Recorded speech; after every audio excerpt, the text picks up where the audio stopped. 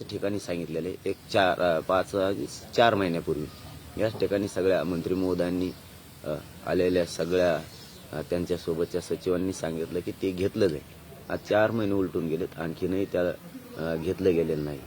शेवटी माझा नाविलाज आहे. आता तुम्ही म्हणल्याप्रमाणे शरीर साथ देतंय नाही देत यापेक्षा मला माझा समाज मोठा आहे.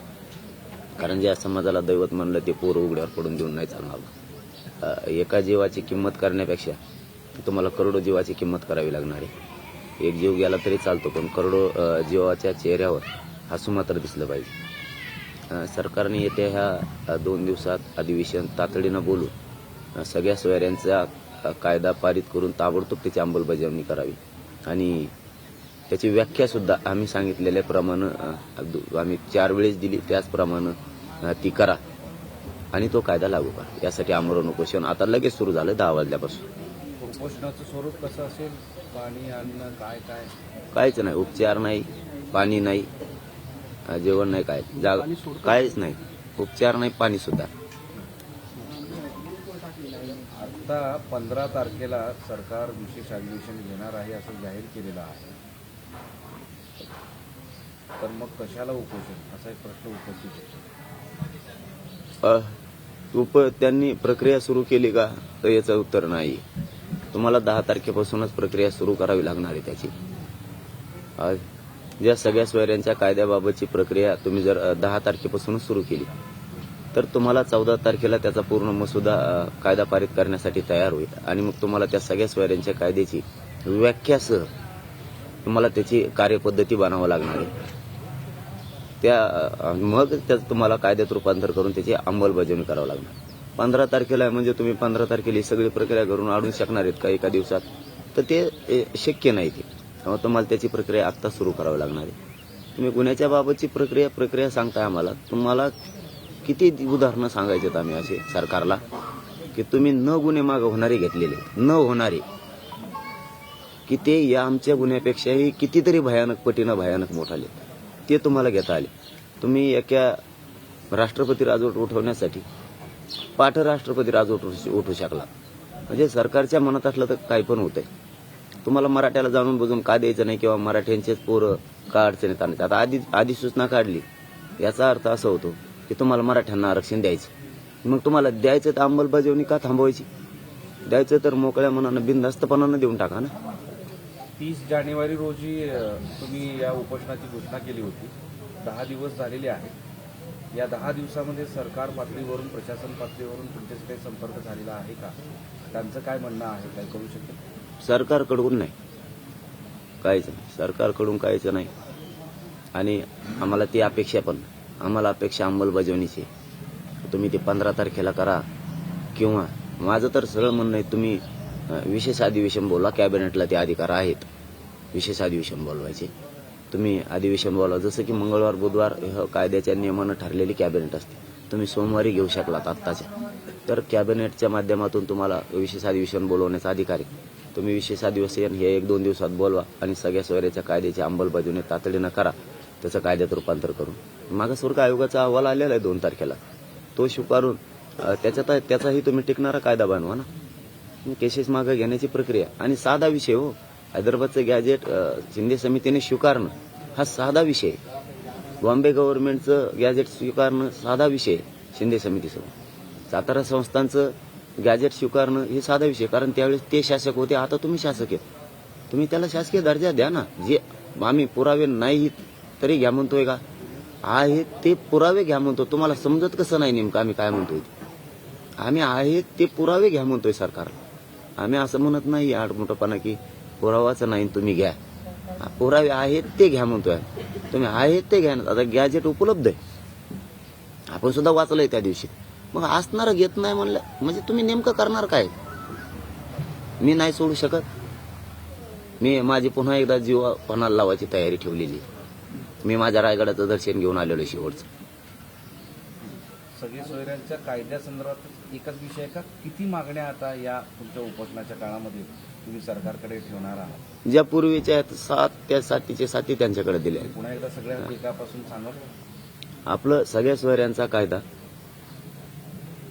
हा याची अधिसूचना राजपत्रित काढली. ओबीसी आरक्षण ज्या कायद्यानुसार दिलंय त्या कायद्यात दुरुस्ती करून सगळ्या सोयऱ्यांचा कायदा पारित करणं आणि त्याची अंमलबजावणी करणं, व्याख्या त्याची सगळ्या सोयऱ्यांची मराठा समाजात पिढ्यानापार परंपरेनुसार ज्या लग्नाच्या सोयरीकी जुळतात, गणगोतातील लग्नाच्या सोयरीकी जुळतात, त्या राज्याअंतर्गत येणाऱ्या सर्व सोयऱ्यांना नोंद नसली तरीही ज्या मराठ्यांची नोंद मिळाली त्या नोंदीच्या आधारावरच कुणबी प्रमाणपत्र देण्यात यावं ही व्याख्या आपण त्यांना 3 महिन्यापासून दिलेली. या व्याख्यासह ती करावं ते एक मुद्दा. ज्या 57 लाख नोंदी सापडल्या त्यांचे तातडीनं पत्र वितरित करणं. तिसरा मुद्दा, ज्या सगळ्या सोयऱ्यांची जे सगळे सोयरे आता प्रमाणपत्र घेणार आहेत, ज्याची नोंद मिळाली त्याच्या आधारावर फक्त शपथपत्राच्या आधारावर घ्यावं. तपास करणं, ग्रह चौकशी करणं याला खूप किचकट प्रक्रिया आहे. त्या आधारावर घेणं. त्यांच्या परिवारांना ज्यांच्या नोंदी सापडल्या त्यांच्या परिवाराला तातडीनं तुम्ही जे मध्ये शिबिरं म्हणले होते लावले ते शिबिर सगळे बंद आहेत. तुम्ही जे ग्रामपंचायतला चिटकू म्हणले होते ज्याच्या नोंदी सापडल्या त्या पण फक्त राज्यात 8% ग्रामपंचायतला चिटकेल्या आहेत. फक्त 8%. 92% ग्रामपंचायतला माहीतच नाही की नोंद सापडली कुठं. हे झाले आपले 3 मुद्दे. आपला अंतरवालीसह राज्यातले सगळे गुन्हे मागे घेण्याचं इथं त्या आलेल्या 7चे 7 मंत्र्यांना उपोषण सोडताना शब्द दिलेला आहे आणि त्यांच्यावर विश्वास ठेवून आपल्या मीडिया त्यावेळी साक्षीला आहे बांधव सगळे की त्यांनी तो शब्द दिला होता. त्याची प्रक्रिया आणखी सुरू झालेली नाही. हैदराबादचं गॅजेट सुद्धा ते घेऊ म्हणले होते.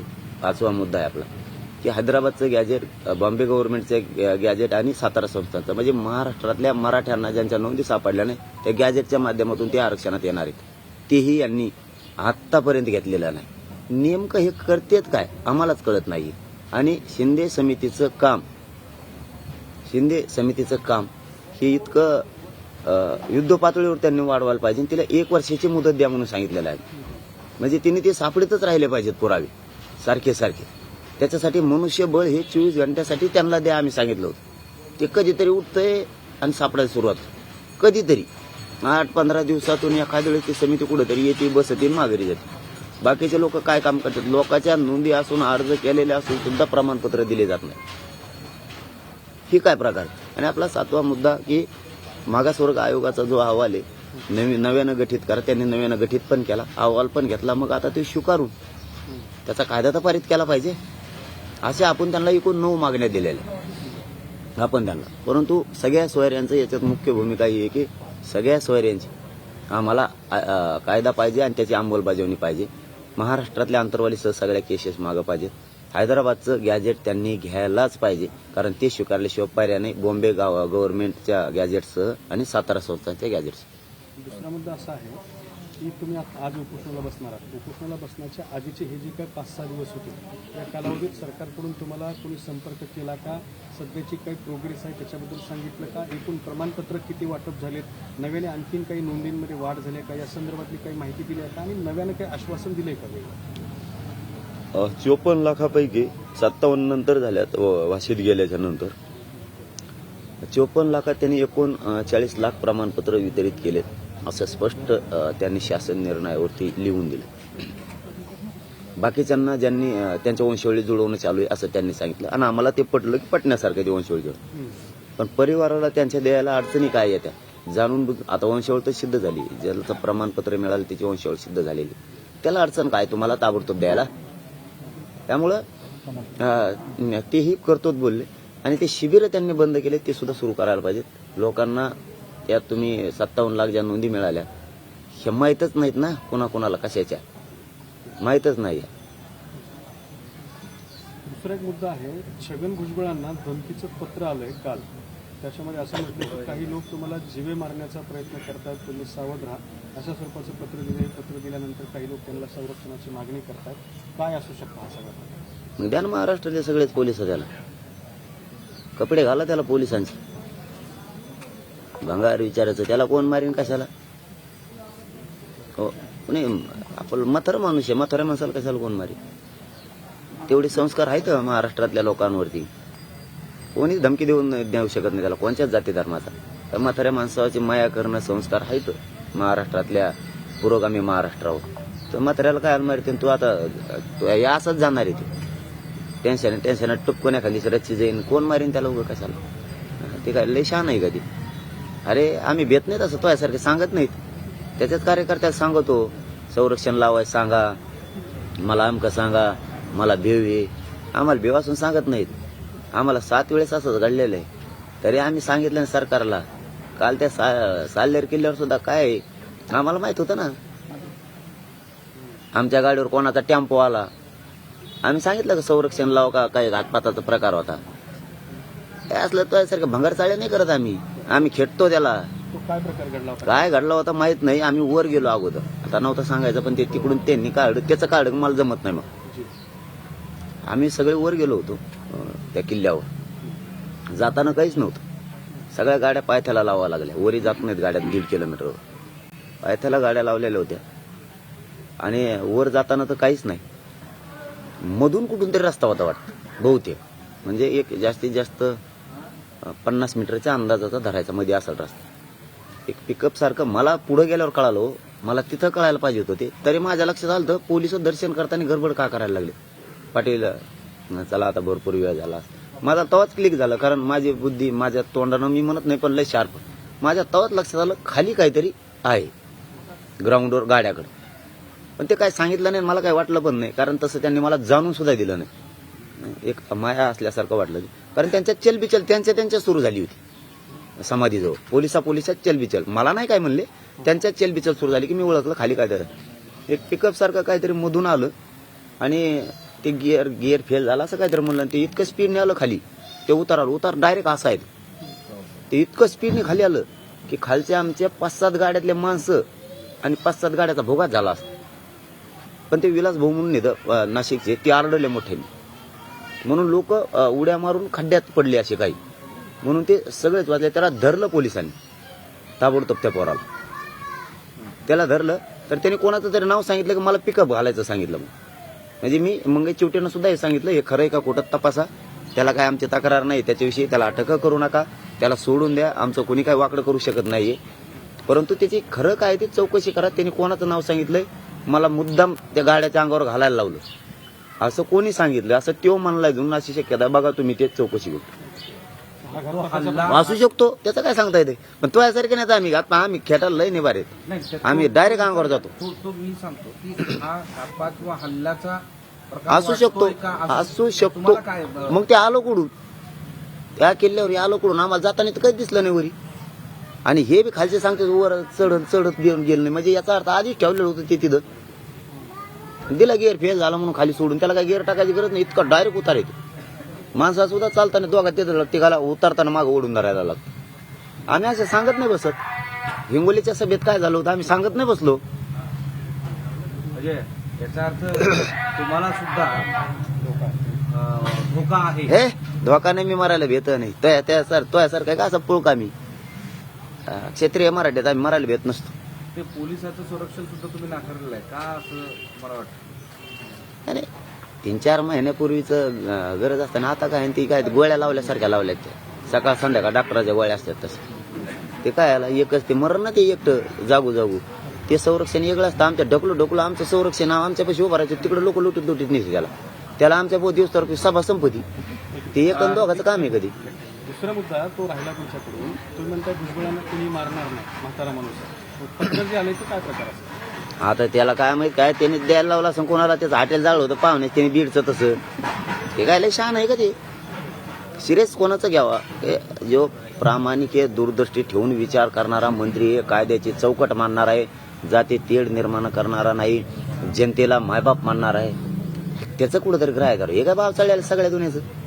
याचं काय खरं. याला काय त्याला सुचत नाही. रातचे जे स्वप्न पडत असेल ना त्याला ते सकाळी बोलून दाखवते. भेकड सगळ्या दुनियाचं. त्याच्यामध्ये असा मजकूर लिहिलेला आहे. त्यांना जे पत्र आले, साहेब तुम्हाला उडवण्याची 5 लोकांनी सुपारी घेतली आहे. ते गंगापूर दिंडोरी येथे एका हॉटेलमध्ये थांबले आहेत. तुम्हाला मारण्यासाठी त्यांनी 50 लाखाची सुपारी घेतलेली आहे. या गुंडापासून सावध राहा. हे 5 जण रात्रीपासून तुमचा शोध घेत फिरत आहेत. त्यांची सागर हॉटेलमध्ये मिटिंग झाली. साहेब तुम्ही सावध राहा, असं मजकूर आहे त्यांना पाठवलं. सागर बंगल्यावर कसं काय झाली बैठक? सागर हॉटेलला हॉटेलला होय, मला वाटलं सागर जो बंगल्या. व्यक्ती आहे सावध करणारा, तिथे खाली लिहिले शिंदे आणि देशमुखांनी भुजबळांना पत्र लिहिले सावध करण्यासाठी. साहेब सावध राहा. अच्छा, शिंदे आणि देशमुख. आता मला काय सांगता येतं आता हिंबली. त्याला कोण नाही करणार राव, मी खरंच सांगतो तुम्हाला. ते लय त्यानेच लिहिलं असं हाताने ते पत्र. ते लय कोडीच आहे ते. ते लय कोडीच. त्याने हातानेच खाली नाव टाकले असते शिंदे. हॉटेल नाही जाळलं त्याने. जाळलं त्याचा इमा घेतला असं कच्चून त्याने 5 पट. आता पैसे खायला पक्का आहे तो. त्या हॉटेलचा इमा घेतला असं, कलरचे डबे आणले असते त्यांनी. त्याच्या बिल्डिंगला पण हाटला द्यायचा नाही.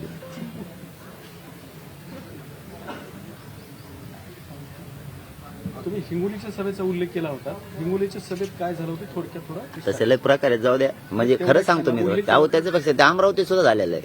आमचेच पोरं खेळले तिथं. ते लय पोलिसांना माहिती आहे. काय आम्हाला काहीच वाटत नाही त्याचं. आम्ही आमच्या व्यासपीठासमोर आमचे पोरं डायरेक्ट उभा केले. ते प्रकार ज्यावेळेस घडला अमरावतीचा का कुठला, बहुतेक अमरावतीच ना, ते साक्षीदार आहेत. आम्ही आमच्याच पद्धतीनं त्यांना कसं ताब्यात द्यायचं आणि काय करायचं आम्हाला माहित होतं. एकूणकडे इकडे एक पोलीस, त्या तिकडे एक पोलीस. कारण पोलीस संरक्षण कोणाला आहे? जातीवाद करणाराला आहे. सामाजिक शांतता ठेवणाऱ्याला संरक्षण नाहीये. हे राज्यात अशी प्रक्रिया सुरू आहे 10 वर्षापासून. सामाजिक काम, चांगलं काम करणाऱ्याला नाही. जे आडमुठं असेल त्याला संरक्षण आहे. म्हणजे बिगर कामाचे नुसते कोटं घालून हिंडत येत, कामन धामाचे लोकांचे वाटोळं करते, अशांना द्यायचं काम आहे त्यांचे. म्हणजे ही पद्धती.